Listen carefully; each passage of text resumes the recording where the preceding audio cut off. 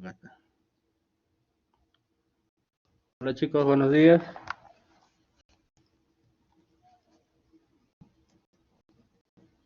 Buenos días. Hola, ¿me escuchan bien? Sí, doctor. Sí. Ya, ok.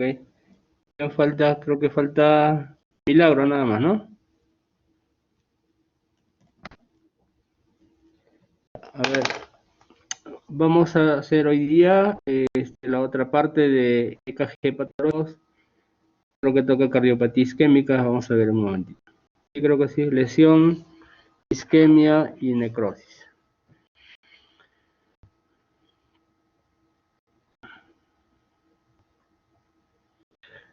A ver, muchachos, ahorita subo un momentito.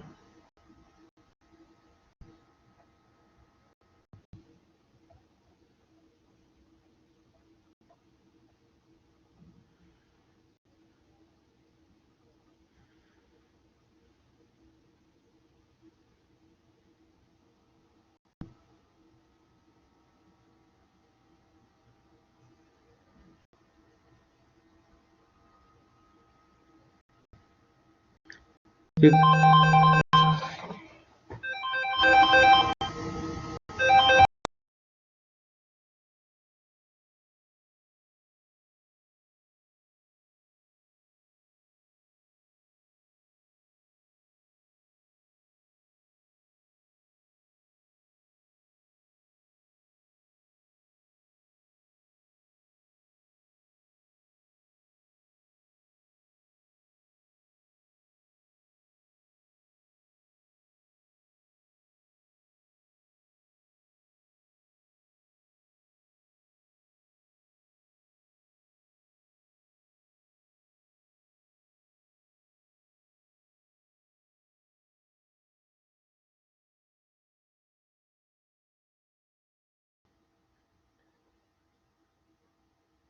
Ya chicos, a ver, empezamos. Vamos a empezar entonces hoy día a hacer cardiopatía isquémica.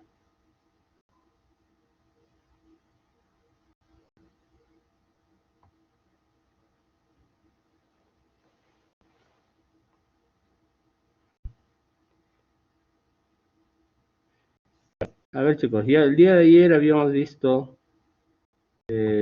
hipertrofias y dilatación de aurículas. Vamos a ver ahora lesión, isquemia y necrosis, que es la segunda parte. A ver, vamos a ver en primer lugar isquemia.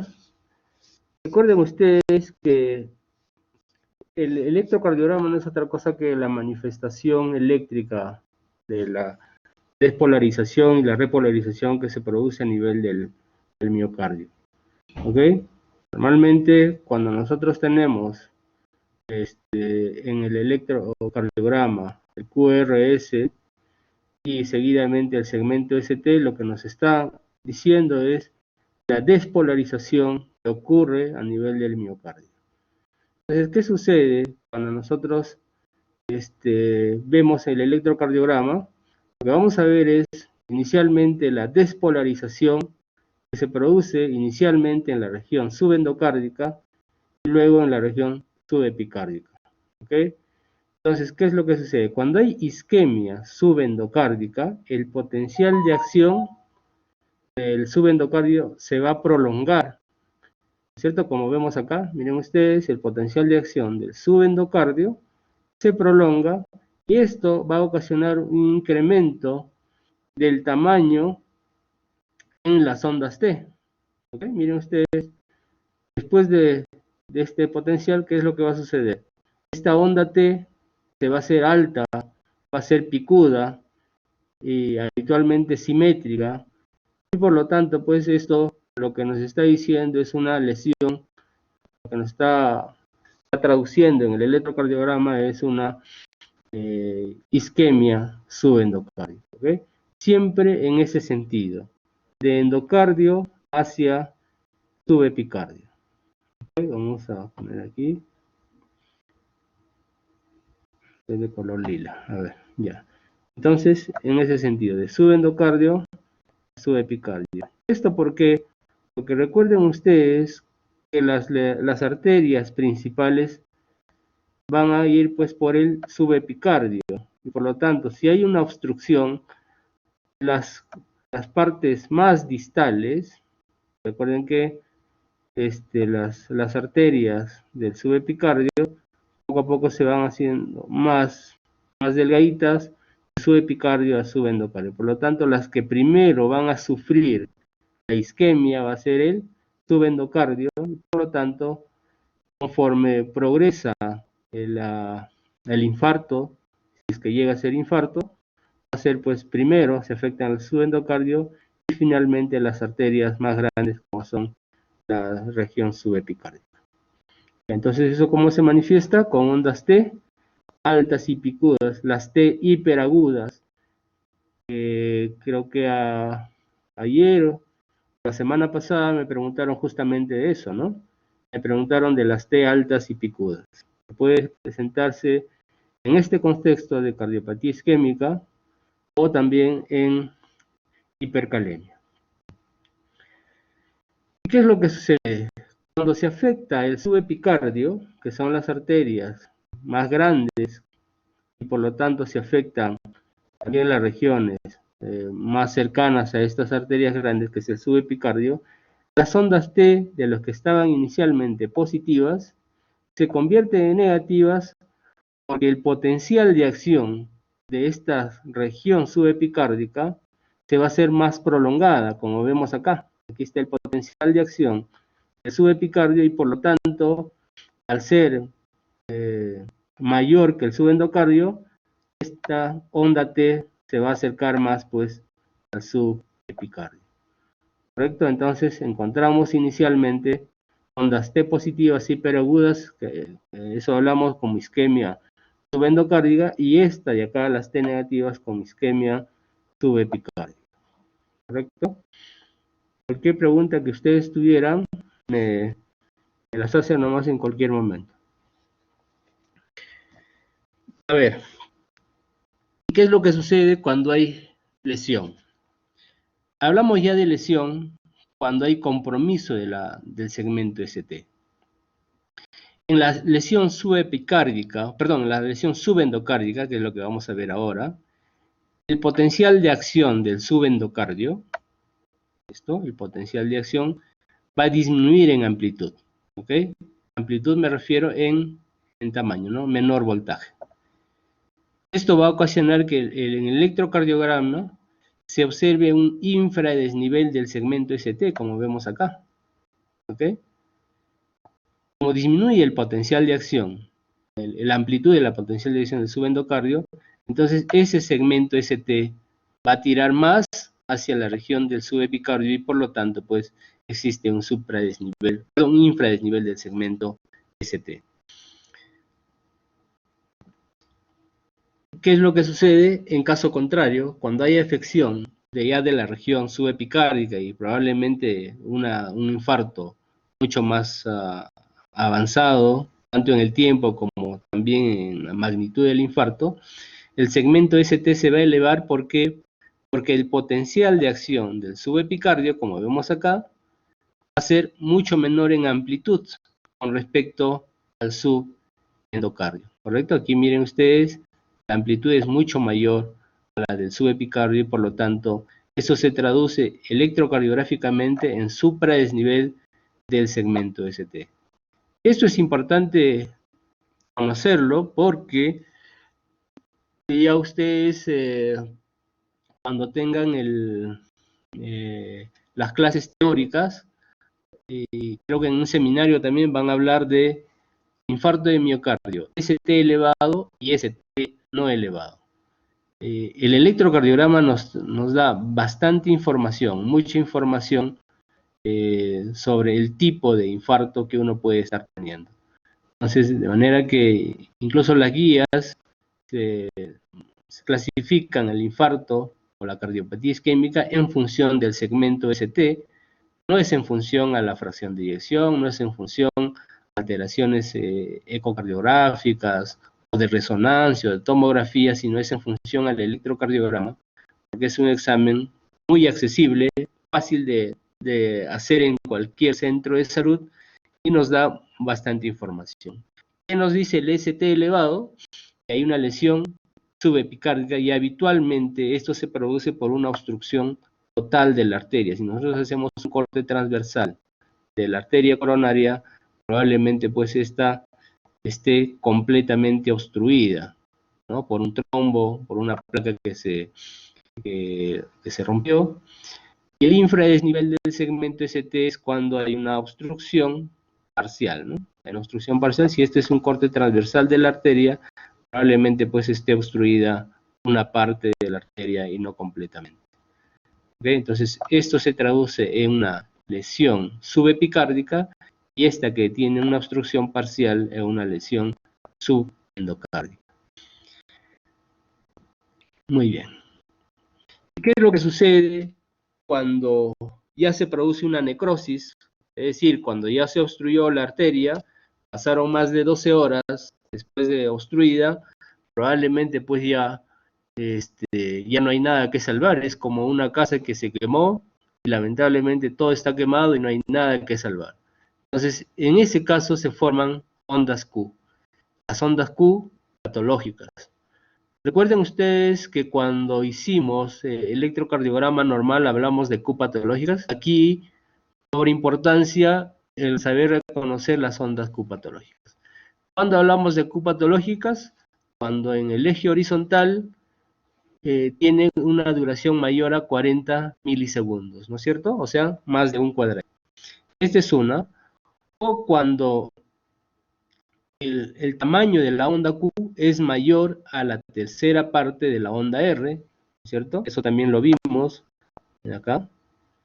Eso también lo vimos en electrocardiograma normal. ¿Okay? Como vemos acá, por ejemplo, en este caso, tenemos una onda Q, bueno, casi un cuadradito, 40 milisegundos, pero si nosotros vemos en el eje vertical, a ver, ¿cuántos milímetros tiene acá esta onda Q? De amplitud, ¿cuántos milímetros tiene? A ver, Milagro. Milagro, ¿llegaste? Doctor. A 5 ver, milímetros. ya. ¿Y en onda R cuánto tiene, Carla?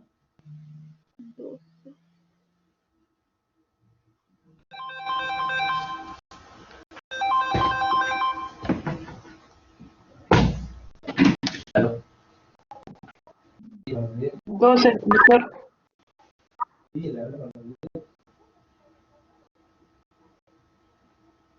Ah, ya, sí. Ah, las 10:30. 10:30. A la 1. 4 a 7:30.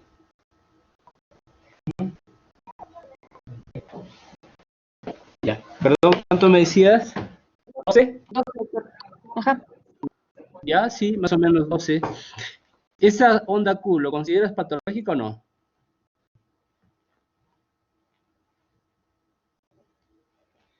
A ver, Sí, doctor. ¿ya? ¿Por qué es patológica?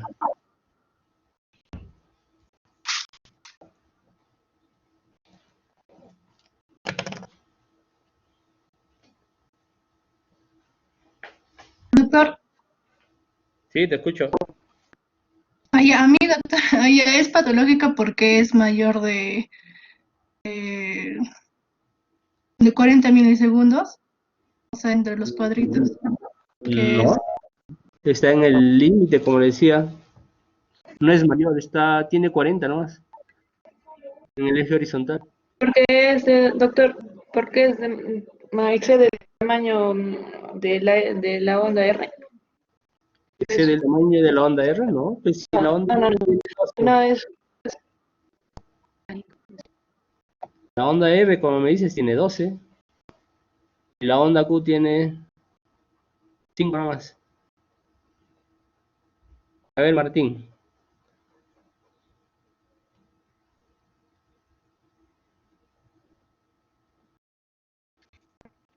¿Por qué es mayor de un tercio? Si Es mayor de un tercio. sería más 4, así. 12, el Entonces, tercio sería pues 4, pero esto tiene 5, es más de la tercera parte. O sea, por el tiempo no es patológica, pero por la amplitud sí pues es patológica porque es más de la tercera parte de la onda R. ¿Correcto? Entonces, si no se cumple esto, se cumple esto, cualquiera de las dos. ¿Ok? Muy bien. Entonces, de esa manera identificamos las ondas Q patológicas y podemos definir, bueno, en general, qué áreas del corazón están comprometidas. Entonces, para eso es importante saber, pues, las caras del corazón, ¿no? En el eje o en las derivaciones precordiales tenemos las derivaciones de V1 o V1 hasta V6, V1 y V2 nos ven la cara septal, V3 hasta V4, la cara anterior, y V5 y V6, la cara lateral. Si nosotros queremos ver la cara inferior, veremos pues las derivaciones que se van hacia abajo, que serían las derivaciones 2, 3 y ABF. Bueno, aquí les voy a graficar, a ver. Nosotros tenemos, esto es en el eje frontal, ¿no es cierto? 1 sería lateral también. Esto sería 2, que se va hacia abajo. Esta es la F, que también va abajo. Y la derivación 3, que también se va hacia abajo. Entonces, estas tres derivaciones, 2, 3 y ABF, como vemos acá, son las derivaciones que ven la cara inferior. ¿Correcto? Cara inferior. Entonces, si nosotros vemos Q en la cara inferior, como estamos viendo aquí, Q patológicas, pues ese paciente, de hecho, es un infarto de la cara inferior. ¿Ya? En este caso todavía, aparte de las ondas Q, todavía vemos supradesnivel del segmento ST, ¿no?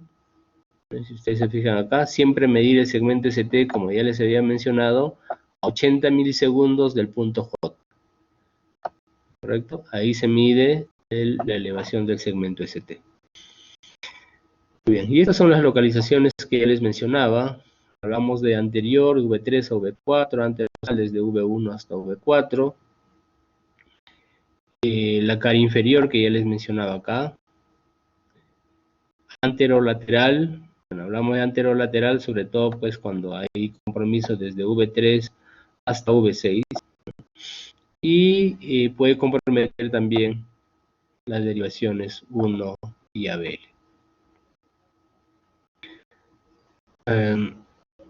A ver, en este caso, cuando hablamos de cardiopatía isquémica, vamos a hablar siempre de superdesnivel, infradesnivel. Entonces es importante ustedes sepan qué significa cada uno de estos. Entonces, cuando hay elevación del segmento ST, lo que nos está diciendo, como ya les mencionaba hace un momento, es que probablemente hay una obstrucción completa de la arteria. Si nosotros hacemos un corte transversal, toda la arteria va a estar huida, todo lleno de trombo. Muy bien. Y algo que sí es importante tener en cuenta es siempre hacer el correlato clínico, ¿no? El hecho de que ustedes tengan alteraciones electrocardiográficas, eso implica hacer un correlato, que el paciente venga por un dolor, que venga por sintomatología propia de una cardiopatía isquémica para pensar, porque el hecho de tener supradesnivel nada más no nos indica necesariamente que haya una isquemia o haya un infarto en ese paciente. Ejemplo, una pericarditis te puede producir un supradesnivel del segmento ST, pero con otras características, sobre todo de concavidad en la elevación del segmento ST, que son algunos diagnósticos diferenciales en el diagnóstico de infarto de miocardio. Entonces, eso es importante tenerlo en cuenta para no ver en forma aislada y fría la lectura del electrocardiograma, sino también hacer una correlación con el cuadro clínico para el bien del paciente. ¿Okay? Muy bien. Bueno, eso es algo que ya habíamos visto. Cuando nosotros vemos pacientes con alteración del electrocardiograma, siempre hay una evolución en el tiempo. ¿Ok? Entonces, cuando vemos, por ejemplo, en este caso tenemos un infarto de miocardio en la cara anterolateral, como vemos acá. A ver, derivación 1, tenemos un supradesnivel. Más tenemos en ABL. Tenemos en V2, V4 y V6. ¿Ok? Entonces, conforme va evolucionando este paciente, a la larga, lo que va a producir en algunas horas o a veces en un par de días puede producir este supradesnivel, finalmente se puede convertir en normalización del segmento ST seguido de ondas T negativas. Muchas veces las ondas T negativas después de un supradesnivel representan pues un restablecimiento del flujo. De manera que no siempre las ondas T negativas te producen isquemia. Si se producen T negativas después de un segmento ST elevado, habitualmente los cardiólogos nos alegran porque eso nos indica que está reperfundiendo. ¿Ok? Bien. A ver, vamos a hacer más práctico eso porque esto es más teórico. Antes de ir a las prácticas, ¿alguna pregunta?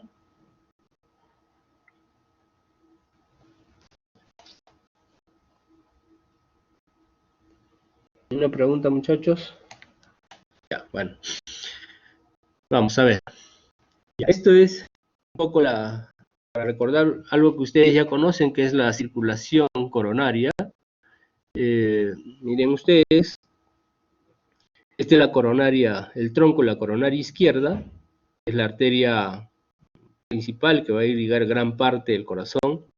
Esta a su vez se va a dividir en dos arterias, que es la descendente anterior y la circunfleja, que sería esta acá, el ramo 3, ¿correcto? Y la coronaria derecha, a su vez, se va a encargar de irrigar toda la parte, la cara lateral derecha del corazón y también la parte posterior, en muchos casos, aunque a veces puede ser por la circunfleja, dependiendo cuál es la dominancia. Habitualmente, la dominancia es de la derecha, ¿no? Se llama dominancia aquella que tiene el ramo septal posterior, que habitualmente rama de la coronaria derecha. Bien, a veces puede ser de la circunfleja, en esos casos pues se llama dominancia izquierda, que es dado por una rama de la coronaria izquierda, que en este caso sería la circunfleja. Muy bien, entonces, ¿qué otras ramas tenemos? La descendente anterior tiene algunas ramas principales, que son entre las cuales las septales, tenemos varios ramos septales, y tenemos ramos diagonales, ¿no? El número 6 sería una rama diagonal que va a irrigar pues la cara lateral, sobre todo del ventrículo izquierdo, y en algunos casos puede haber un ramo intermedio, incluso entre circunfleja y la descendente anterior, que es poco frecuente. Además tenemos ramos marginales también, un ramo marginal obtuso, sobre todo, que es rama de la descendente anterior, y la circunfleja, como vemos acá, que en este caso está amputada, ¿no? Y la coronaria derecha va a dar un ramo principal, que es la que va a irrigar sobre todo la cara lateral derecha, que es la marginal aguda. Ese sería el número 7 de acá, la arteria marginal aguda. Y así como la descendente anterior tiene ramos septales, serían los septales anteriores, la coronaria derecha también da una rama descendente posterior, que sería el análogo a la descendente anterior, pero que discurre pues por el surco interventricular posterior, y a su vez esta va a dar ramos septales posteriores que se anastomosan muchas veces con estas septales anteriores que vienen de la descendente anterior. Evidentemente hay mucha circulación colateral, sobre todo eso es importante para proteger al corazón en el caso de que una arteria se obstruya. Sin embargo, esto no es completamente, digamos, que se presente en todos los pacientes. Algunos pacientes tienen más o menos. Bueno, para hacer un poco de correlato aquí a nivel de Huancayo, la mayoría de los pacientes aquí sí tienen circulación colateral permeable, mucho más que las personas que viven en Lima, y hay que las personas que hacen infarto acá a nivel por encima de los 2.500 metros, bueno, aquí en Huancayo estamos a 3.200 metros, habitualmente los infartos no son tan catastróficos como los de Lima. Obviamente hay pacientes y pacientes que pueden complicarse más que otros, ¿no? Pero la circulación colateral está demostrada que en altura está mucho más desviada que a nivel del mar, por eso que los infartos son, digamos, menos catastróficos, comprometen menos área del corazón y por lo tanto pocos casos de shock cardiogénico que puedan producir, ¿no? Cosa que sí se ve a veces con más frecuencia a nivel del mar. Ya, ok, entonces vamos a identificar las arterias. ¿Cómo identificamos las arterias que producen el infarto? Entonces, ya hemos visto ya las derivaciones, ¿no es cierto? En las derivaciones frontales tenemos sobre todo la derivación ABR. Entonces, cuando nosotros tenemos ondas Q que se van, digamos, hacia el lado, hacia 0 grados, ¿ok? Eso quiere decir la cara lateral del corazón. ¿En qué derivación tendríamos que ver las ondas Q mucho más prominentes? O, perdón, en este caso ST elevado, antes de Q. A ver, Carla. Si se compromete la cara lateral del corazón, ¿con qué derivaciones vemos nosotros y dónde vamos a ver el ST elevado más pronunciado?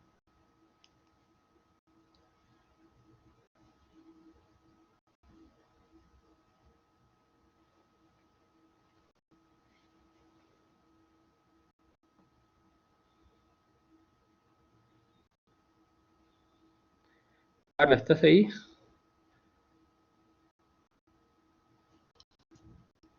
¿Qué pasó? Estoy pasando lista. Ya no está. ¿Sí?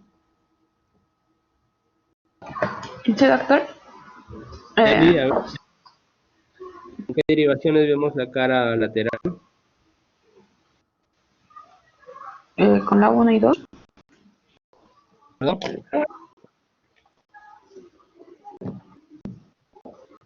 ¿Uno? Y 2. ¿La dos? Con la 1, doctor, sería la 1, la ABL. Ah, 1 y ABL, por eso acá. Aquí estamos, en el eje frontal, o en el plano frontal, perdón, tenemos dos derivaciones que ven la cara lateral, 1 y ABL, ¿no es cierto? Y la B5 y la B6. Eso sería en el plano precordial, ¿no? Ah, ya, doctor. Y en el plano frontal, 1 y ABL, correcto. A ver, y si queremos ver la cara inferior, a ver, Milagro. La derivada 2, 3 y ABF. Ajá, correcto. Aquí está. 2, 3 y ABF, ¿no es cierto? Eso está yendo hacia la parte inferior y por lo tanto, si nosotros vemos un supradesnivel, vemos acá, supradesnivel del segmento ST, ¿cierto? En la cara inferior, perdón, en 2, 3 y ABF estamos diciendo que la cara inferior es la que está comprometida. ¿Bien? Ok, entonces, ese es el concepto, el único concepto que tienen que tener en cuenta. Si yo veo más supradesnivel en una determinada cara, podemos identificar la arteria responsable del infarto, sabiendo la ubicación o la distribución de las arterias en el corazón. Recuerden ustedes, La descendente anterior va hacia la cara anterior y lateral, la circunfleja va hacia la cara posterior y la coronaria derecha va hacia la cara inferior, perdón, del corazón. A veces la inferior también puede ser afectada por la circunfleja, eso es lo que vamos a ver ahora. ¿Okay? ¿Y qué es lo que sucede si hay compromiso del tronco de la coronaria izquierda? O sea, cuando hay tronco, lesión de tronco, recuerden que el tronco de la coronaria izquierda es la parte más proximal de la coronaria izquierda, es la más proximal, está más hacia la derecha y es más posterior también, ¿no es cierto? Porque está en el origen de la coronaria, perdón, el origen de la aorta. Entonces, cuando hay compromiso del tronco, la derivación que se va a comprometer, como el tronco está más hacia la derecha, ¿qué derivación será? La derivación, a ver, Martín, ¿qué derivación apunta hacia el lado derecho? A ver, No te escuché.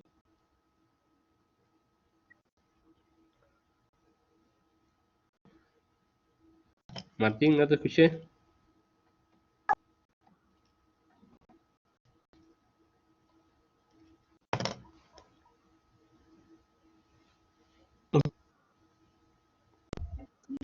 Se escucha entrecortado, Martín.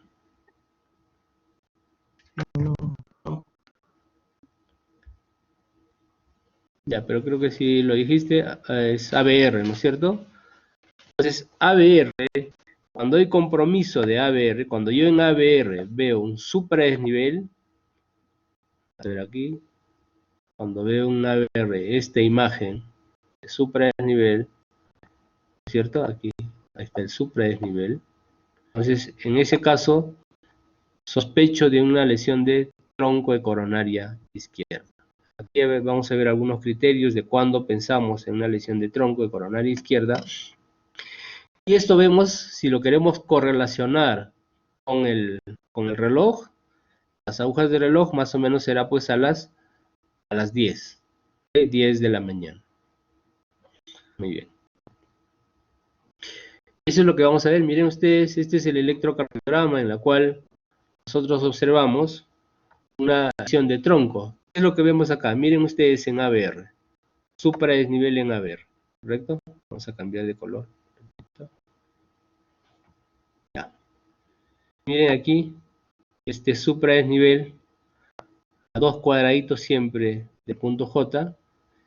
Y algo que no les dije creo hace un momento, algo que sí siempre tienen que tener en cuenta, es si aquí hay supra, en las derivaciones opuestas a ABR, ¿cuál sería la opuesta a ABR? ¿Qué derivación va hacia abajo y hacia la izquierda?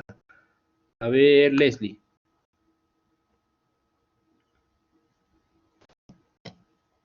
¿Cuál es la derivación? Doctor, Ajá. sería, ¿cómo se llama la D2? La D2, correcto. La derivación 2, ¿no es cierto?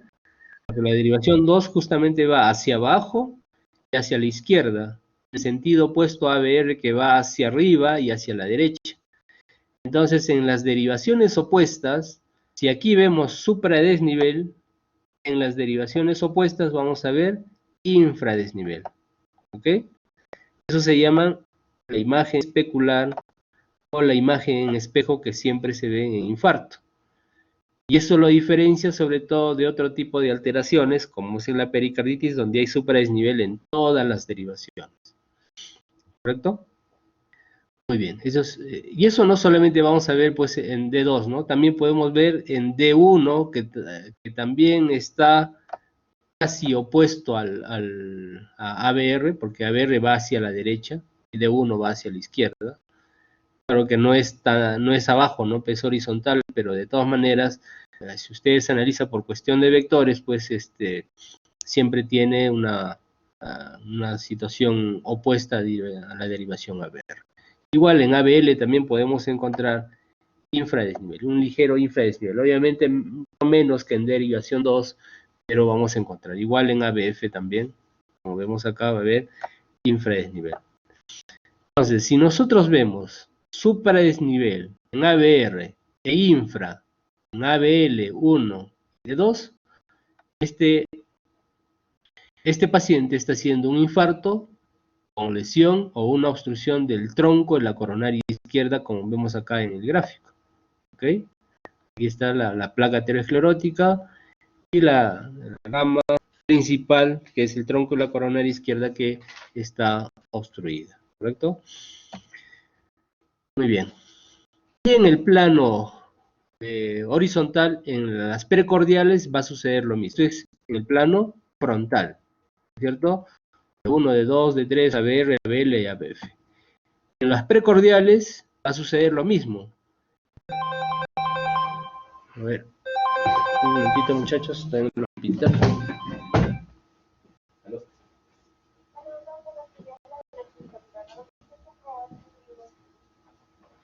No, ¿tiene todo?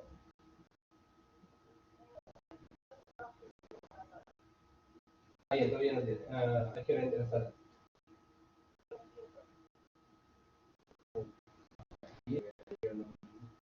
No llego. Es en punto de...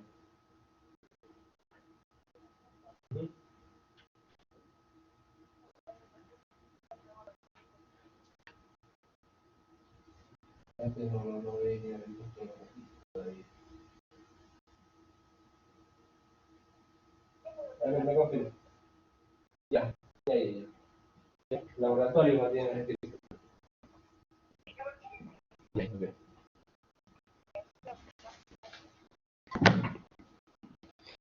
Ya, a ver, perdón, muchachos.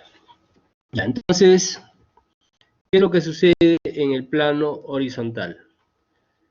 Todas las derivaciones que se van hacia el lado derecho, en este caso solamente uno, ¿no? ¿Qué derivación en el plano horizontal, en las precordiales, están en el lado derecho? A ver, ¿me contestó? A ver, Martín. Bueno, doctor, V1, como usted ya mencionó.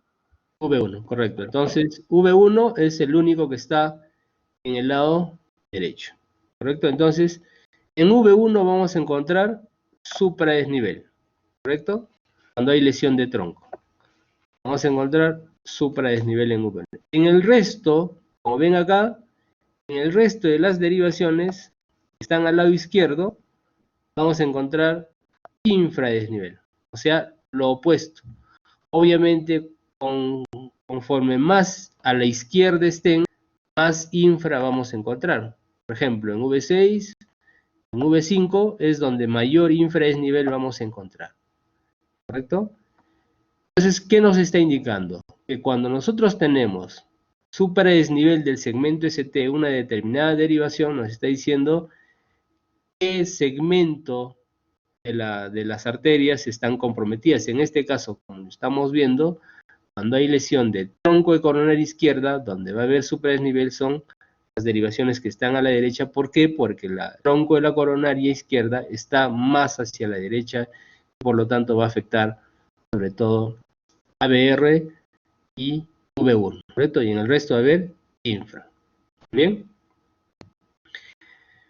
Este es un electro de un paciente que hizo infarto con lesión de tronco coronaria izquierda. Algo más, otro criterio más para saber que hay lesión de tronco es de que el supradesnivel en ABR, ustedes se fijan acá, va a ser mayor que el supradesnivel de la derivación en V1. Si bien es cierto, en los dos hay supradesnivel, pero hay un ligero supradesnivel superior en ABR que en V1. ¿No? Pero el supradesnivel es en ambos, ¿correcto? Muy bien, y no se olviden el infra en el resto de las derivaciones, en ABL, en V1, como ven acá, va a haber infra. Muy bien. Igualmente acá, bueno, este es otro ejemplo de un electrocardiograma con lesión de tronco. Miren ustedes, supradesnivel en ABR, que más o menos llega a 4 milímetros aprox, y en V1 ligeramente menor, ¿no? Si ustedes comparan acá, está casi llegando hacia la rayita superior, aquí un poquito menos. Pues es mínimo en realidad. Y en el resto de las derivaciones, desde, a ver, perdón, aquí en V2 también hay un poquito ligero, ¿ya? Bueno, no siempre solamente se da en V1, recuerden que V2 está cerca y va a depender también cómo se ponga los electrodos, los chuponcitos en el momento que se tome el electro, ¿no? Porque a veces tiene el personal técnico, el enfermería le pone un poquito más a la derecha, más a la izquierda, entonces eso también varía para eso. Entonces que haya en V1, puede haber también un poquito en V2, pero en V3 para allá, para adelante, sí tiene que haber infradesnivel. Infra acá incluso mucho más pronunciado, B4, B5, B6, ahí infradesnivel. Igualmente en el resto, con ABL, bueno, en ABL es indiferente, es igual. Pero en derivación 2, como ya les mencionaba, que es opuesto, es completamente negativo, igual en 1. ¿Correcto? Muy bien. Este otro electro, bueno, es el caso de igual paciente que hizo obstrucción de coronaria izquierda, pero asociado a bloqueo de rama derecha. Bloqueos hicimos con ustedes. Sí, ya hicimos bloqueos completos. En este caso hay bloqueo de rama derecha, un QRS ancho, pero persiste el supradesnivel. Si ustedes se fijan acá, aquí hay supradesnivel del segmento ST en V1 y también debe haber en ABR. Miren ustedes, hay supradesnivel en ABR. Si comparan, en ABR mayor que en V1, ¿correcto? Mayor en ABR que en V1 y por lo tanto, y el resto de las derivaciones, miren ustedes, B5, B6, un infradesnivel marcado, ¿no? Entonces, esto nos dice lesión de tronco. Entonces, esos son los criterios de lesión de tronco, bueno, que ya lo hemos visto. Ahora vamos descendiendo un poquito más abajo, una arteria, la descendente anterior. Entonces, la descendente anterior se divide en algunas porciones electrocardiográficamente con la finalidad de ver pues a qué nivel es la lesión. Cuando la lesión es antes de la primera septal, que es la primera rama, es lo que vamos a encontrar, el eje de las alteraciones en el electrocardiograma ya nos van a hacer ya no se van a dirigir hacia la derecha como cuando era la lesión de tronco. ¿Se acuerdan que era aquí más o menos a las 10? Cuando hay lesión antes de la primera septal, la agujita va a apuntar más o menos a nivel de la 1 de la tarde aprox. ¿Okay? Por eso aquí está el reloj al costado. Entonces, si está apuntando un poquito más hacia la izquierda, ¿qué derivaciones se van a afectar? ABR un poquito, ABL también, derivación 1 no tanto, pero sobre todo vamos a encontrar supra en ABL y en ABR, ¿correcto? Entonces esto es lo que vamos a ver. Cuando hay una obstrucción antes de la primera septal, esta es la primera septal, S1 que dice acá, vamos a encontrar supra en ABR, como vemos acá, y supra en ABL, ¿correcto? Igualmente acá se cumple lo que ya les dije hace un momento, las derivaciones opuestas, en este caso serán pues todas las inferiores, ¿correcto? Todas estas derivaciones inferiores van a tener cambios opuestos, o sea, va a haber infra, aquí también va a haber infradesnivel. Bien, entonces, ¿qué lo diferencia de una obstrucción de tronco de coronaria izquierda? En lesión de tronco, va a haber infra en ABL, mientras que en una obstrucción de la descendente anterior preseptal va a haber supra tanto en ABR como en ABL. ¿Correcto? Y en las derivaciones precordiales, la aguja ya se va a dirigir un poco más, en este caso hacia abajo, ¿no? Va a comprometer V1, V2, hasta V3 puede ser, pero donde va a haber infra sí va a ser en V5 y V6. Pero donde vamos a encontrar supradesnivel sobre todo va a ser pues en V1 y un poquito más en V2, ¿correcto? Hasta V3. Muy bien. Si hay entonces supradesnivel en ABR, hay supradesnivel en ABL, hay supra en V1, V2 y V3, e infra en el resto de las derivaciones, hablamos de una obstrucción de la descendente anterior preseptal. Muy bien. Estos son los electrocardiogramas que se puede ver en una obstrucción de una descendente anterior preseptal. Miren ustedes, va a haber supra en ABR, como vemos acá, supradesnivel, ahí lo voy a marcar.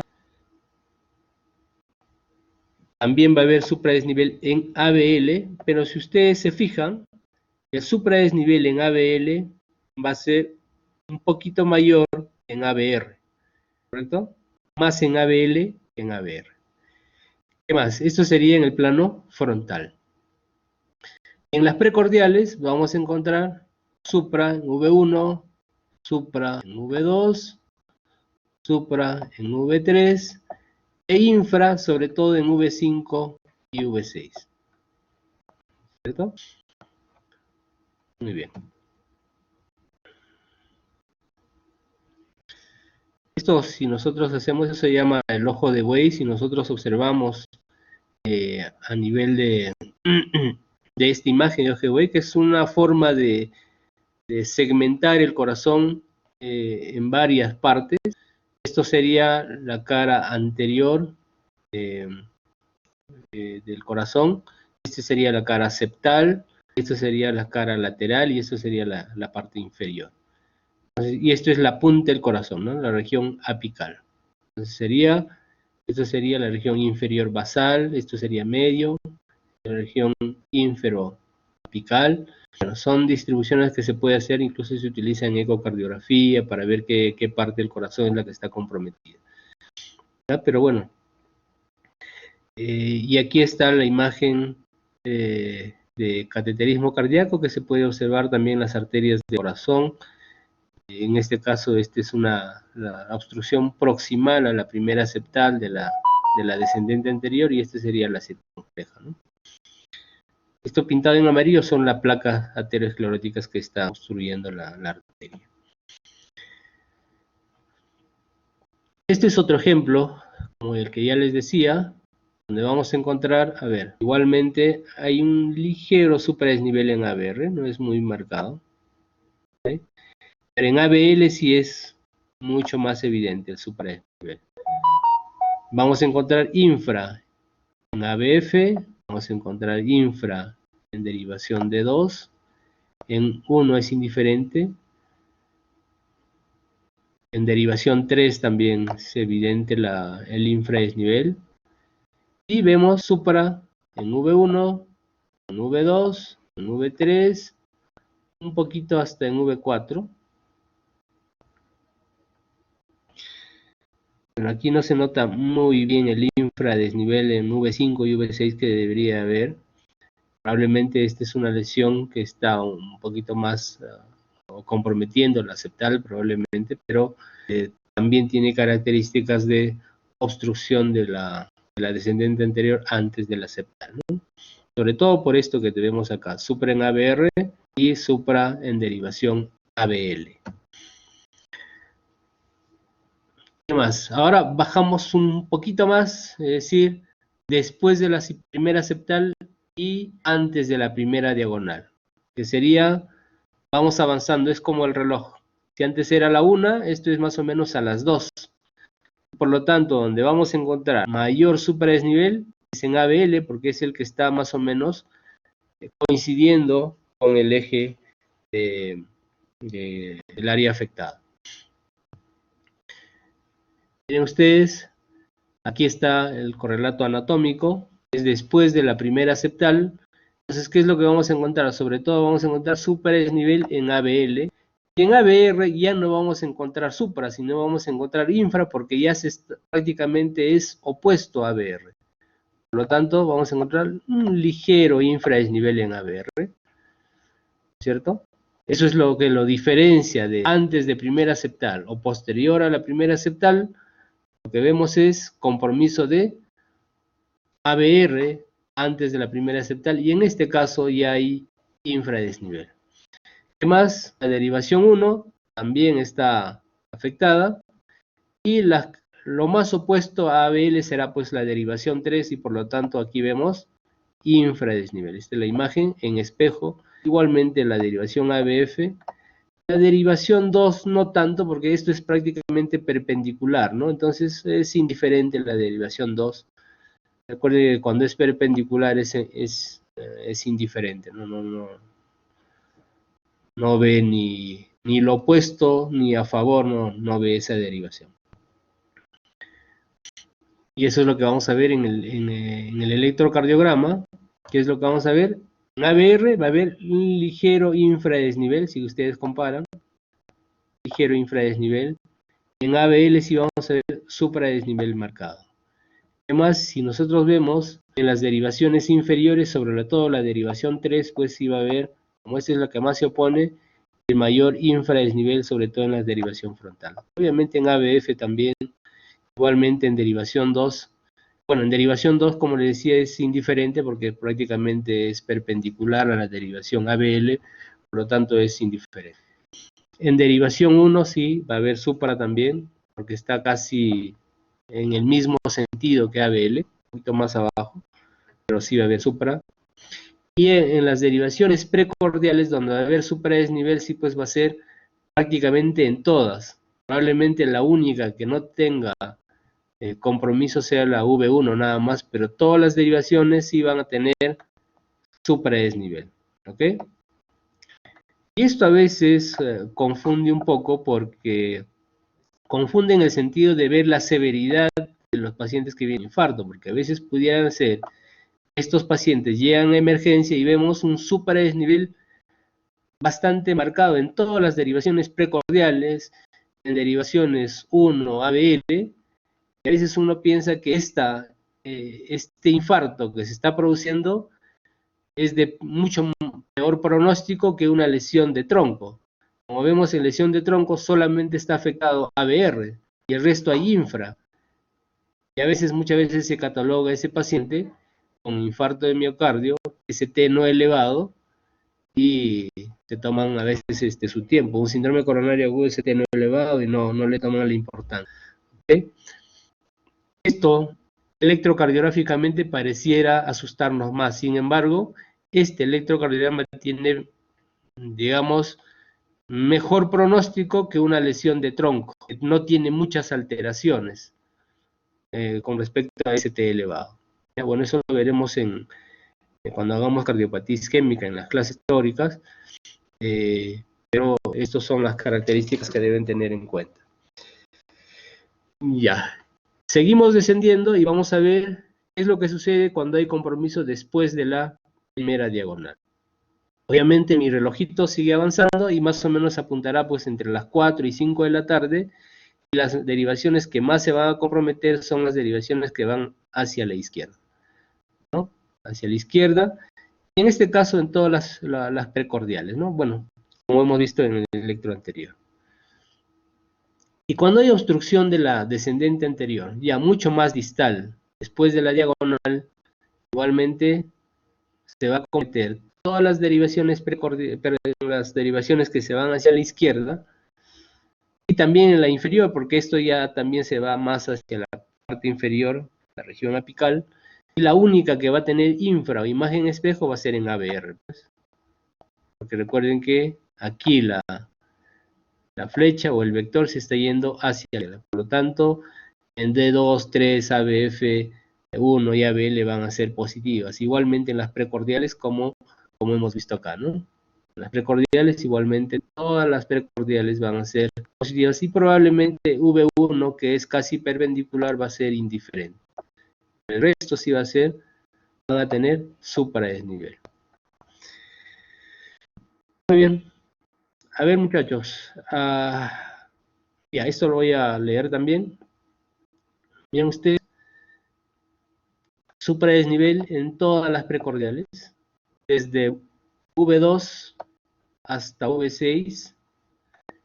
Y vemos también supra en derivación 1, derivación 2, derivación ABF. Esto es más distal, más apical. A veces se considera como infarto apical, otro lo considera como anterolátero inferior, pero lo pueden encontrar también como infarto apical, porque es más distal, va a la región apical, y hay compromiso de toda la cara anterior, la cara lateral y la cara inferior. ¿Okay? Muy bien, entonces no se olviden cada una de los segmentos de la arteria descendente anterior que compromete el corazón, y va a depender de hacia dónde apunte el vector para orientarnos cuál es la arteria comprometida o cuál es el segmento de arteria comprometida. Si va a las 10, 11, hablamos de tronco coronario izquierda. Si va hacia la 1, una porción proximal de la descendente anterior que habitualmente es antes de la septal. Si va a 2, entre la primera septal y la diagonal, y si es más distal, aprox pues a las 4 de la tarde. Muy bien. Bueno, practiquen esto, muchachos.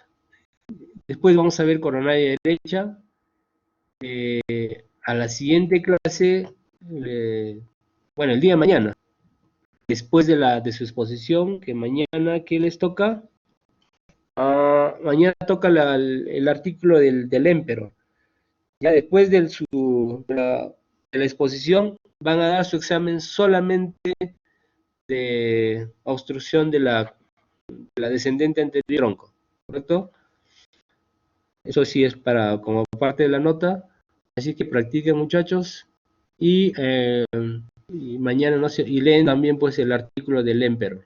Es un artículo de este año, que se correlaciona con lo que ya ustedes han expuesto, es el DAPA-HF y el EMPA-RED. ¿Alguna pregunta, muchachos?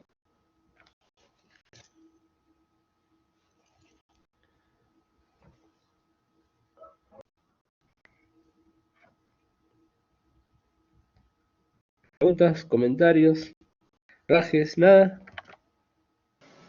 No, Ya. Ya, muchachos, entonces nos vemos el día de mañana. Ya, doctor. ya doctor, gracias. Ok, Gracias, doctor. ya, chao, chicos. Doctor, ¿nos podría compartir sus diapositivas, por favor? Ya, ahorita lo envío, ¿ya? Ya, doctor, gracias. Ya, ahorita estoy con presentitos. A ver, un ratito. Si es que no puedo, en el transcurso del día se los envío, por favor, ¿ya? Ya, doctor, lo sube al grupo. Ya, ok.